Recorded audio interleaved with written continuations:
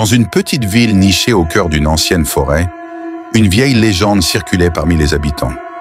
On murmurait qu'au-delà des collines, dans les ruines d'un manoir abandonné, se réunissait une société secrète connue sous le nom de la confrérie des ombres.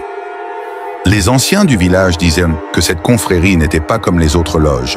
Ses membres prétendaient maîtriser des forces occultes, pratiquant des rituels sombres pour invoquer des entités anciennes oubliées depuis des siècles. Un soir de pleine lune, Élodie, une jeune journaliste intrépide, décida de percer le mystère qui entourait ces rumeurs. Elle avait reçu une lettre anonyme avec une invitation énigmatique. « Si tu veux connaître la vérité, viens à minuit au manoir de Carthos. Les ténèbres te révéleront leurs secrets. » Armée de son carnet et de son courage, Élodie se rendit au manoir. L'endroit était plongé dans un silence oppressant. Les arbres semblaient former des ombres menaçantes sous la lumière argentée de la lune. À l'intérieur, elle découvrit une salle immense, illuminée par des chandelles rouges, formant un cercle au sol.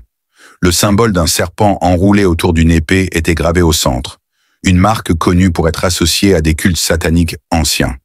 Soudain, les portes se refermèrent bruyamment derrière elle, et des murmures commencèrent à résonner dans la pièce. Des silhouettes encapuchonnées apparurent de l'ombre, chantant des incantations dans une langue qu'elle ne comprenait pas. Leur chef, une figure imposante portant un masque d'argent, s'avança vers elle. « Bienvenue, Élodie, nous t'attendions. La vérité que tu cherches a un prix. Es-tu prête à l'accepter ?»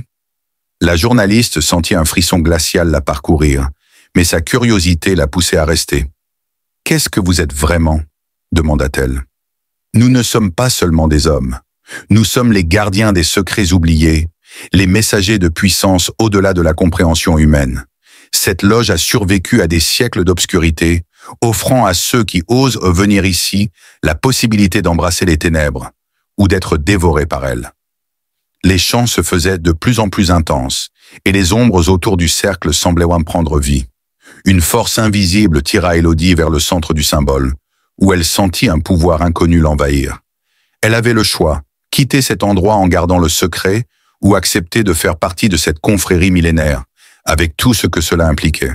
Face à l'ultimatum, Élodie se demanda si elle devait dévoiler la vérité au monde, ou disparaître à jamais dans les ténèbres insondables de la confrérie des ombres.